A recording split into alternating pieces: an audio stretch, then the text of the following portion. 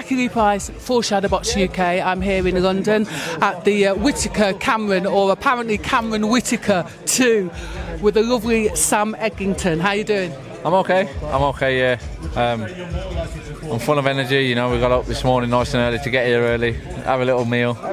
Yeah, I'm full of energy, I'm happy.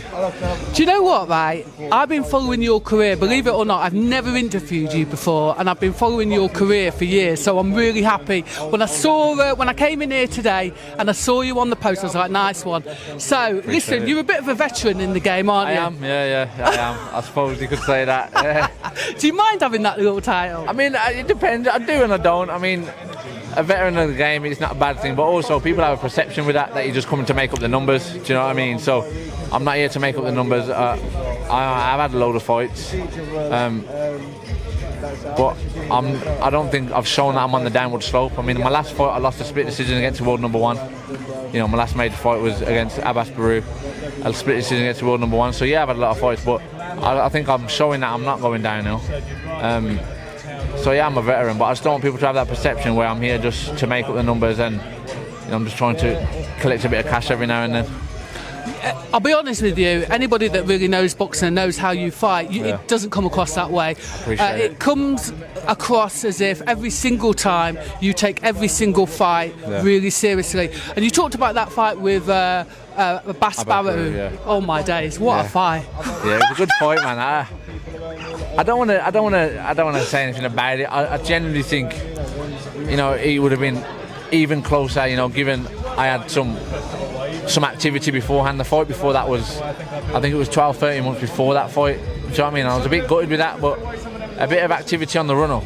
I generally think that fight could have been different, but again, he won on the night, and he's a quality operator anyway, so no one wants to lose, but it's not the end of the world, do you know what I mean?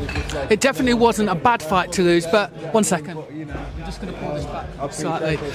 Talking about not being active before that fight for sort of 12 or 13 months, in some respects though, does that work out for you because you have been around for a long time, and in some respects, obviously, every single fight, just the style that you have, very tough, you like to be in sort of mid-close range, in the trenches, so in those respects, does that kind of work in your favour slightly? It does. I mean, you could say it does, but also my body's not used to it. I'm not trying to be out the ring for so long, and I can only. I mean, I train when I haven't got a fight. But there's only so much you can do. Do you know what I mean? I'm running. I'm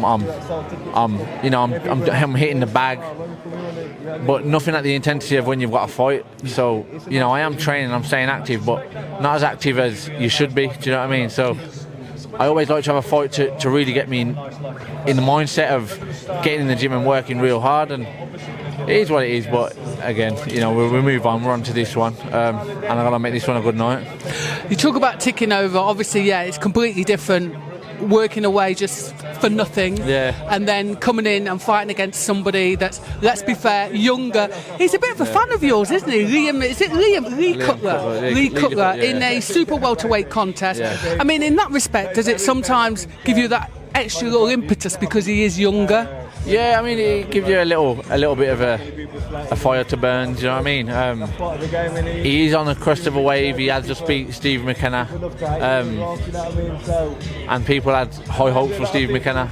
So yeah, he's on the crest of a wave, and he is believing in himself a bit. But again, he's never fought anyone at my calibre or the people I've fought. Do you know what I mean? And nor is Steve McKenna, not being nasty, but as a pro, they've never fought anyone at my calibre or the opposition I've fought. So there's only one way to find out if he is on the come up, and you know, I'll either put a stop to that or we'll see.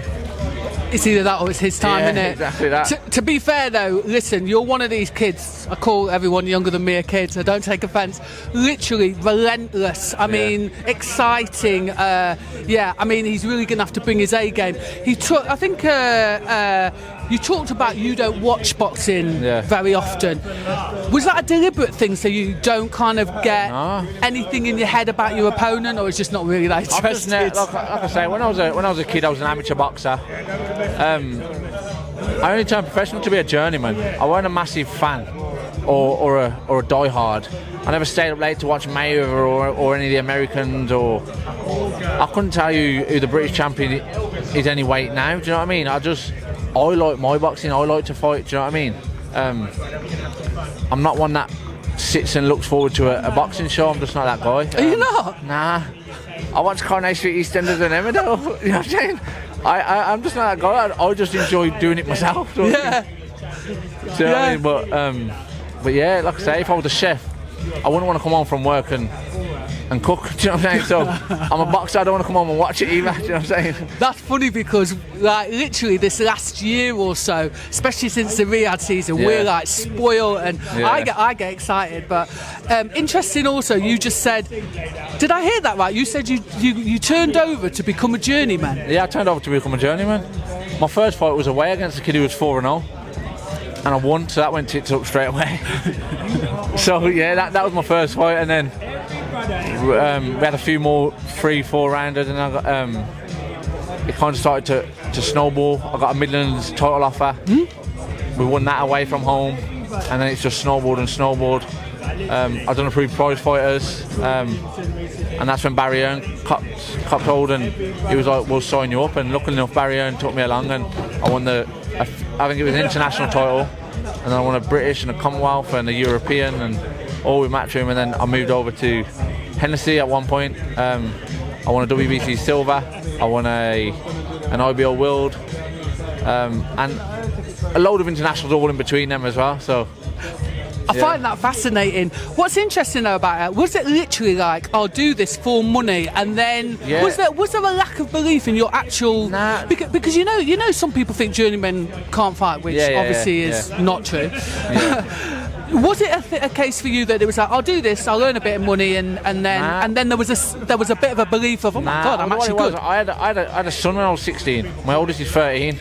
So I had a job and I got made redundant. I was a forklift driver. I got made redundant, and a good mate of mine, Craig Cunningham, who beat a go-go, he turned professional properly. And I heard about the journeyman thing, and I was like, Craig, get hold of your manager, tell him I'll go on the road. I need a job. I got a baby coming. I was in a flat at this point. I was 16, 17. I need some money. Let's do it. We'll go away every week. We'll win, lose or draw, but we'll get paid. And that was the plan. And I went to Wales for my first one and won. So tits up straight away. So yeah, it's a mad one, but it is true. It is. It's true. But then you kind of get that bug, and then somebody says, who did you say that said, like, listen, actually you're half decent? So my manager, my trainer, John Pegg, he always said it. He always, even when I was sparring early on, I hadn't even had a fight at this point, and I was sparring the likes of Toe Crubbers and Max Maxwell, D Mitchell, and people like that. And every time they hit me, I wanted to hit them 3 or 4 times before hitting me. And John was saying at the time, this journeyman thing might not be for you. Yeah. Do you know what I mean? Do you not understand how it works? And I was just like, listen, just get me my first one, we'll work it from there. Yeah. And we got my first one, I won, and I was still up for going on the road, and John got me a few. He got me one at home, I think, after that, and then one away. And then I got a prize fight, I had my 4th fight. I lost that, and then straight after that, I got a Midlands title fight. And we went away to win that, and we won. So yeah, it's been a mad one. I think what's beautiful about this is it's so obvious that you love your job, and they always say, don't they, happy fighter is a very, very dangerous fighter. And I think what is beautiful about that sentiment and your kind of backstory is literally for the love. Yeah. And that makes you just going to be like a crazy, dangerous fighter on the night. I just go at it because I enjoy it. I mean, it gets a bit tedious. Yeah. I mean, the dieting's never fun, obviously. The training gets a bit tedious. But training's always hard. No, you're not meant to enjoy it anyway. It's not until after you've finished the gym session and you feel like $1 million, and it kind of pays off. So yeah, it's always been a bit tedious. Early on, I just loved it, just the training, the fighting. We're a few years in now, so yeah, it does get a bit tedious, but I enjoy it. And when I'm not boxing, ask my manager, my trainer John Pegg, he'll tell you I'm always on the phone. What we're doing? Are you in the gym? Is there When's the next one? Yeah. And he'll tell you, lockdown was a killer for me. I was bouncing off the walls, and then luckily enough, I fought more than most in lockdown, to be fair. But the start of it was you just never know what to do. So yeah, I'll just enjoy my job. Do you ever see yourself, have you given yourself a date of when, like, listen, it's going to be over? Or is it a case of, listen, you're still a killer, so until that I think that energy leaves you. Yeah, I think like I anyone say, can get it. Since my first son, I've had 2 more since then as well. So I'm 3 kids deep at the moment, and I feel like I've got to put everyone into my thoughts at this point. Do you know what I mean? So I can't just go on forever and just be boxing, and so I've got to think about everyone. I think I've got 2 years at the very least. If it's going unbelievable at the end of 2 years, then maybe I've got another one. But on my 33rd birthday, I'm gonna have to really sit down and think. If I'm killing it, then I'll stick about it. But if I'm just out here trying to look for fights, and then I've got to really give my head a wobble. So yeah, I think I'll give myself at least 2 years at the very least. What do you see yourself doing after? I know we're not looking to get you out of the pro scene quite yet, but what are you looking to do after? Would you stay in boxing? And I don't think I'm that way inclined. Like I said, I don't watch it. I'm not that guy.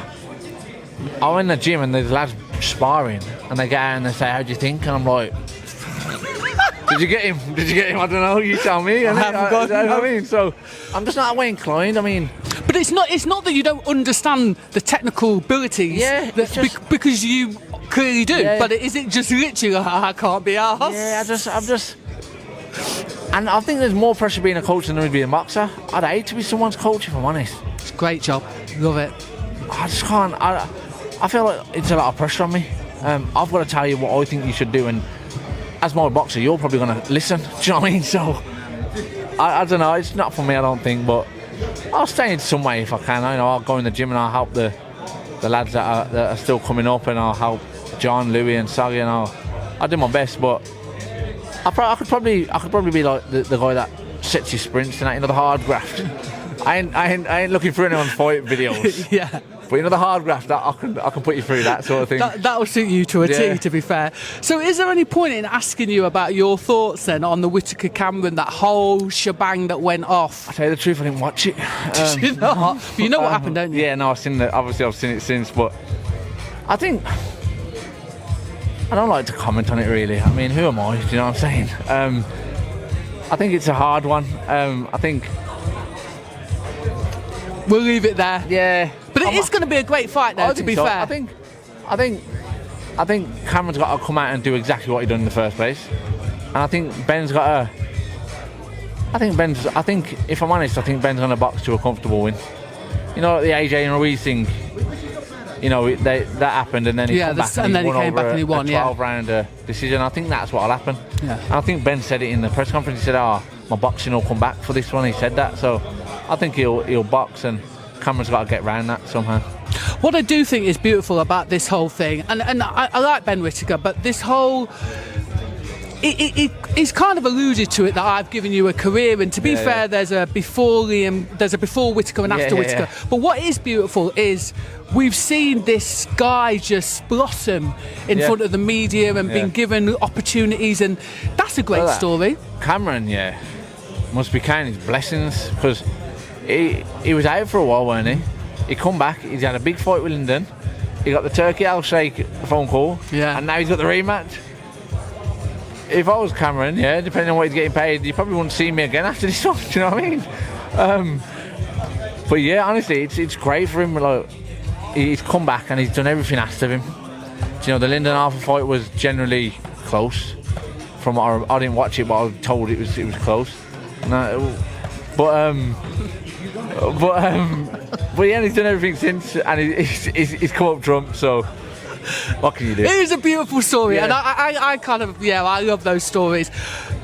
Would it be an ambition of yours, just lastly, to get on one of them Riyadh cards? Because, listen, you have really put in the time, the effort into, and for those people that aren't die-hard fans, listen, they need to get on YouTube, watch some of your fights. But is that an ambition of yours? If we've only got 2 years left? I think so. I mean, it goes without saying, I don't think anyone would